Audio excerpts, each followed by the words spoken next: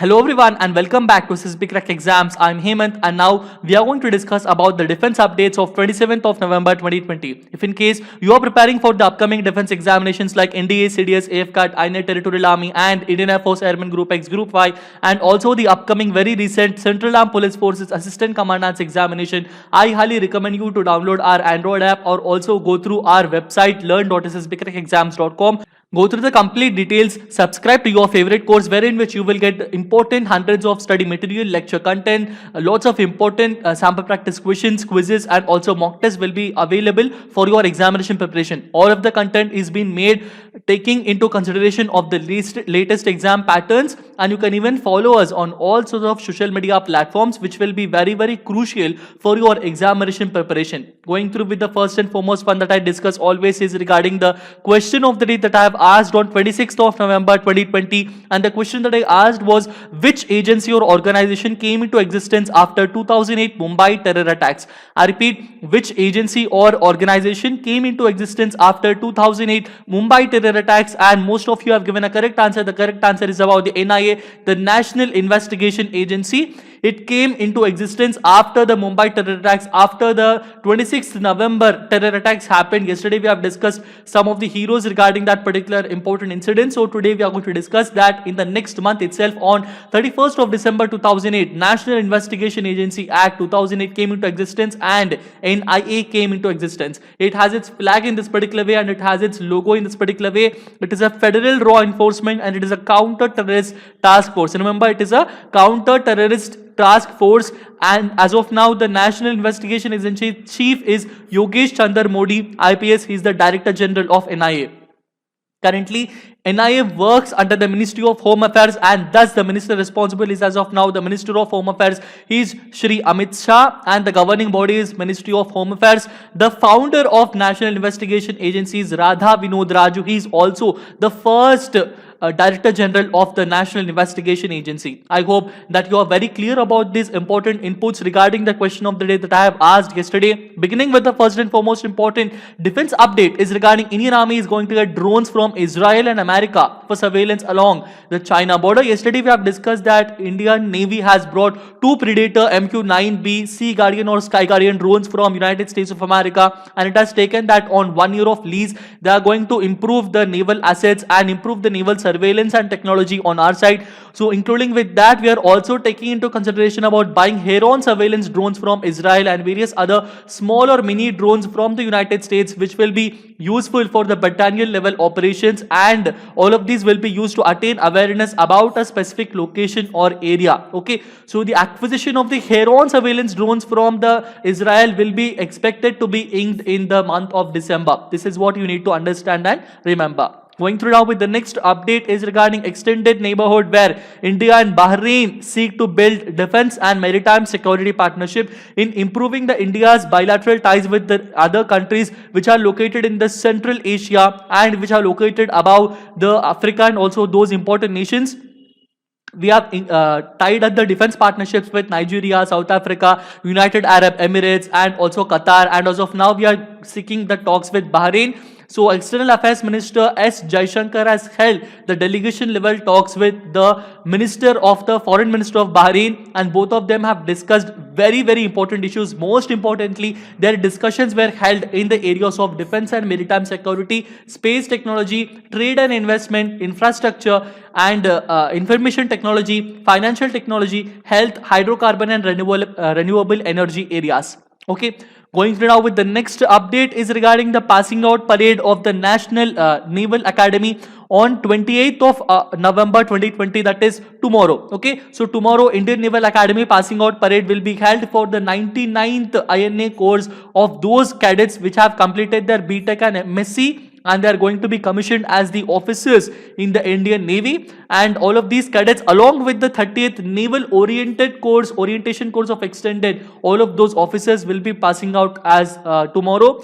And among all of those, there are even two trainees from the Sri Lankan Navy also, which will be there in this particular training. And in this particular passing out parade, the reviewing officer will be General Manoj Mukund Naravane, the Chief of Army Staff of the Indian Army. Okay, so that is it regarding this crucial update. The complete details regarding this particular passing out parade and the live will be shown most probably by our channel also. So please do subscribe to this particular channel and always stay tuned with us for the upcoming updates. Going through now with the next update is regarding the Indian Navy completing the refitting of the CGS Huravi, which is a Maldivian Coast Guard ship. Understanding? So this is a Maldivian Coast Guard ship and it is a Maldives ship. This is actually gifted by Indian Navy towards the Maldivian government, and at that time it was in service with Indian Navy as INS Tillan Chang, which is a trinket class petrol vessel. Understanding? So this was built by the GRSC Garden Reach Shipbuilders and Engineers in Kolkata in the year of 2001, and we gifted this INS Tillan Chang to Maldives in the year of 2006, and it has come for repairs and all in on 22nd of February 2020, few months back,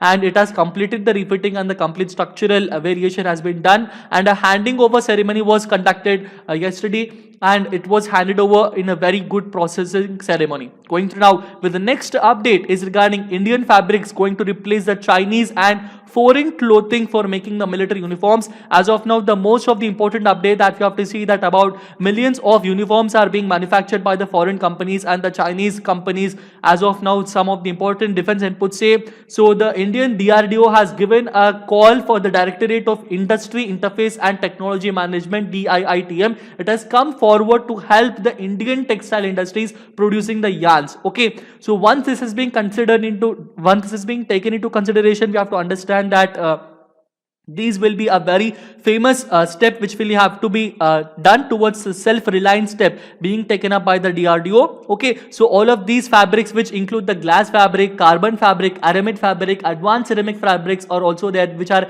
enormously used by the Indian Army at various areas, including the tents or various other important areas, including the bulletproof jackets as well. So Indian fabrics are going to replace the existing foreign fabrics, wherein which the DIITM of DRDO, which will be very crucial part in helping the Indian textile industries. Going through now with the next update is regarding Ladakh has got the largest solar project of our country, and it has been located at the Air Force Station Leh. This particular project was named actually as provision of solar photovoltaic power plant 1.5 MW or megawatts. Okay, so this particular solar photovoltaic power plant, this particular project was actually launched by the Union Ministry of New and Renewable Energy, and taking into consideration about the guidelines given by the Union Ministry of New and Renewable Energy, it has been given a deadline of March 31st, 2021, but it has conducted completely finished construction of this particular solar photovoltaic power plant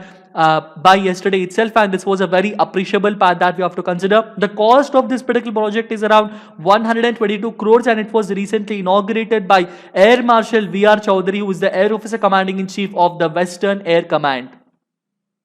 Going through now with the next update is regarding the Turkish firm developing artificial intelligence powered software for drone swarms. This is what I was discussing with you in the introduction session. The name of that particular Turkish company is Milsoft. It has announced on November of 19th, a few days back, that it has developed the software after 4 years of research, and the technology could be used in both fixed and rotary wing drone platforms. So we have to understand that the drone swarms are those areas wherein which the drones, small drones, they all fly in some particular format, and they all will be flown in a symmetrical or asymmetrical warfare. They will be used. They are very quick, cost effective, and easy to operate. So having drone swarms is the future of the technology that we have to consider, that in the future, instead of human to human fights, we can consider that the drone swarms of the two countries fighting together or various other technological warfares will be taken into consideration.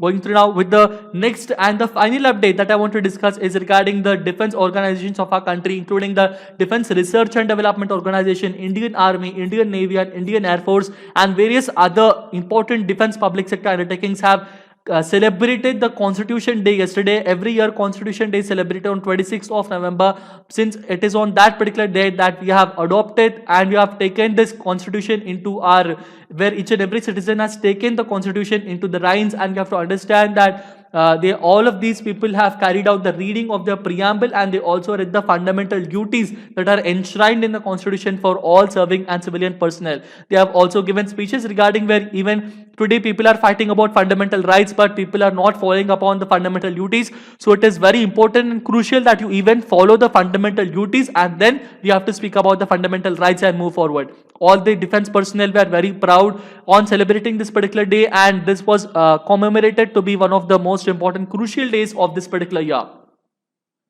That is it regarding today's important defense updates. Now we will have a very quick review by going through some of the most important questions of all the topics that we have discussed. And the first and foremost question is, Indian Army has recently said that it is going to get drones from which two nations for surveillance along the China border? And the correct answer for that particular one is about the United States and Israel. Okay, so the small and the medium sized drones will be taken from the United States, and the Heron surveillance drones will be taken from the Israel. Okay, going now with the next question is, Indian Navy on 25th of November 2020 has completed the refit of the CGS Huravi. This ship belongs to which country? So it belongs to the Maldivian National Defense Force. Going through with the next question is, CGS Huravi was formerly which Indian ship which is actually gifted to Maldives by India? It was INS Dillanchang.